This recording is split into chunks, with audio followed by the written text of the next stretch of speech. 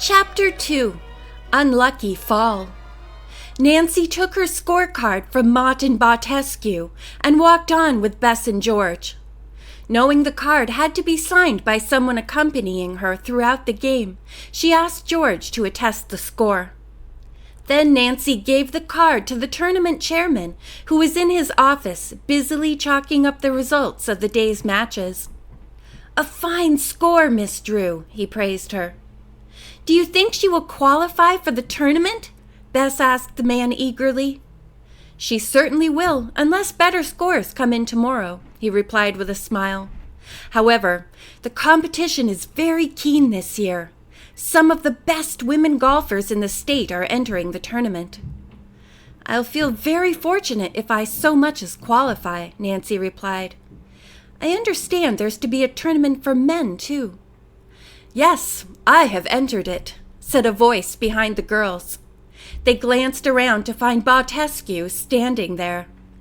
"So far my score is the lowest turned in," he added. "That's great," Nancy murmured indifferently, hurrying away with her friends. As the girls took the elevator to their rooms on the 4th floor, Bess and George teased Nancy about her new admirer. "You're stuck with him," George prophesied. "I dislike his type, and you both know it," Nancy replied. "But one thing about him did capture my interest." Bess giggled. "What was that? His ultra-modern clothes?" "Oh, Bess, of course not," Nancy said. "I was interested in the way he signed my scorecard. Did you notice how unnaturally he wrote his signature? As if he were trying to disguise his usual style of writing?" "Why, no," George admitted in surprise.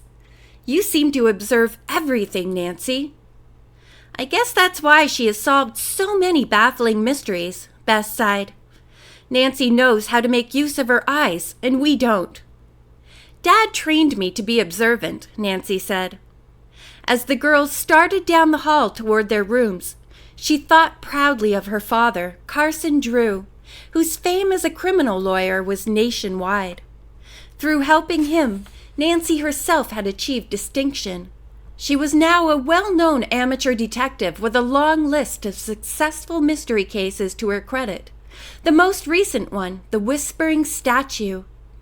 Nancy's father was very proud of her, too.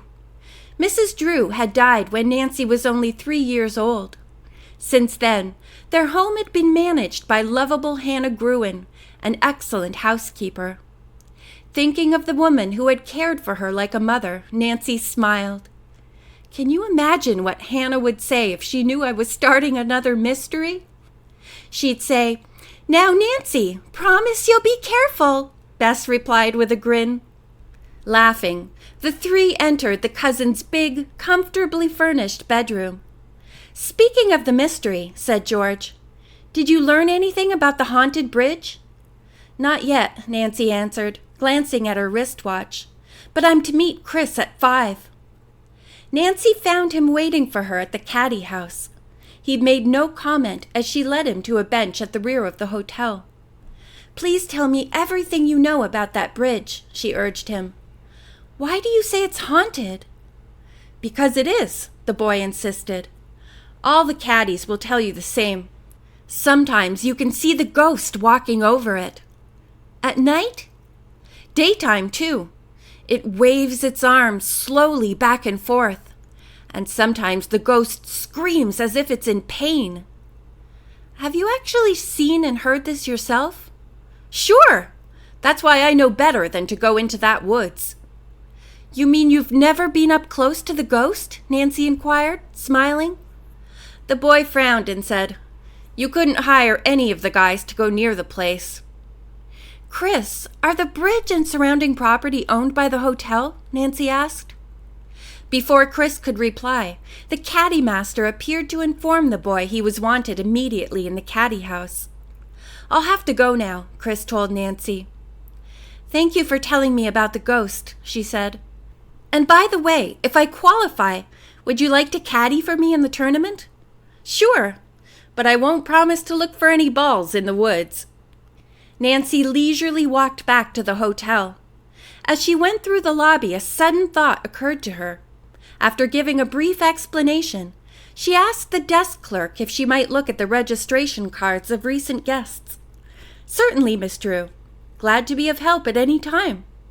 Nancy flicked through the file until she came to the name Martin Bautescu and studied the man's handwriting. "It's not a bit like his signature on my scorecard," she reflected. Nancy was so absorbed in looking at it that she failed to observe the man himself. He had come up directly behind her.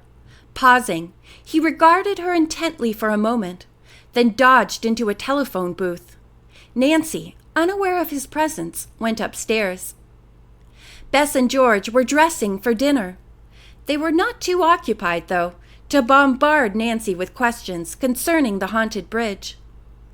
"I didn't learn much more, except that the ghost walks across the bridge, not only at night but also in the daytime." Bess gave a nervous giggle. "I'll never let my ball go into that woods, even if I have to take 10 iron shots on the fairway." Nancy and George laughed. Then Nancy said, "Here's a new mystery. Bautescu uses at least 2 different styles of handwriting." She told about the registration cards. "And probably several aliases," George commented with a look of disgust. "Anyway, hereafter I'm going to call him Barty." "Barty the Bargain," Bess said. That evening, Mr. Drew had dinner with the girls. Nancy noticed that her tall, handsome father seemed a bit preoccupied. "Isn't your case progressing well, Dad?" she asked. "Not so far," he replied. "I'll probably need your help soon, Nancy." "I'll be ready." After dinner, Mr. Drew told the girls that he must leave the hotel for a few hours. "We'll manage to amuse ourselves," Bess said, chuckling. The hotel orchestra was an excellent one. The girls met many attractive young men who were vacationing at Deer Mountain. Nancy, Bess, and George were never at a loss for partners. Bautescu was persistent and danced with Nancy several times. Though he was an excellent dancer, Nancy did not enjoy being with him. At the end of one number, he firmly steered her toward the terrace. She was annoyed, but told herself this might be a chance to find out more about the man. He launched into a story of his adventures in England, but at the first opportunity, Nancy led him on to the subject that was uppermost in her mind. "Obviously, golf is one of your main interests, Mr. Bautescu. Do you have any other interests?" "Oh, yes," he replied.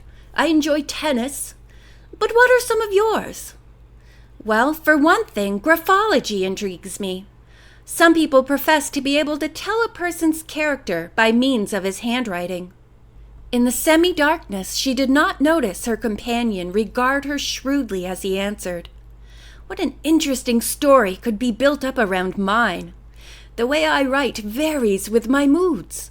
Today your charm had me so baffled I could hardly sign my name at all.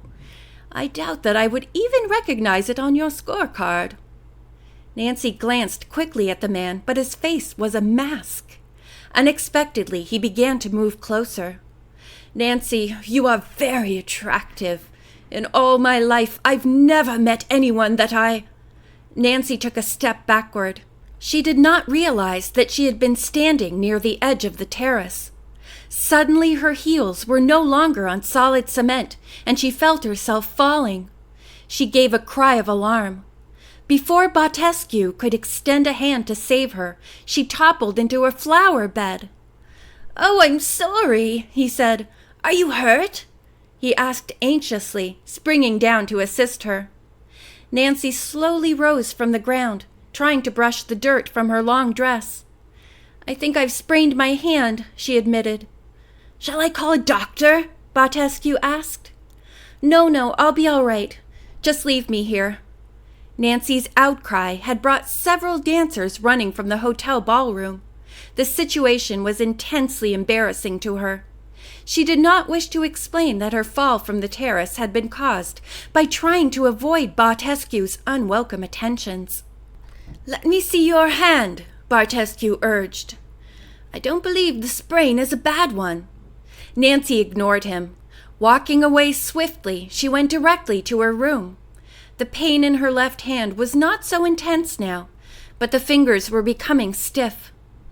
"I'll never be able to play in the tournament," she thought miserably. While Nancy was in the bathroom running cold water on her hand, Bess and George came hurrying into the room. "Oh, Nancy," Bess wailed. "We just heard about your accident. Barty said you weren't hurt, but you are." "Let me see the injury, Nancy," George demanded. "There's nothing to see. The skin isn't even broken. But my hand still hurts." "You must go to a doctor," George urged.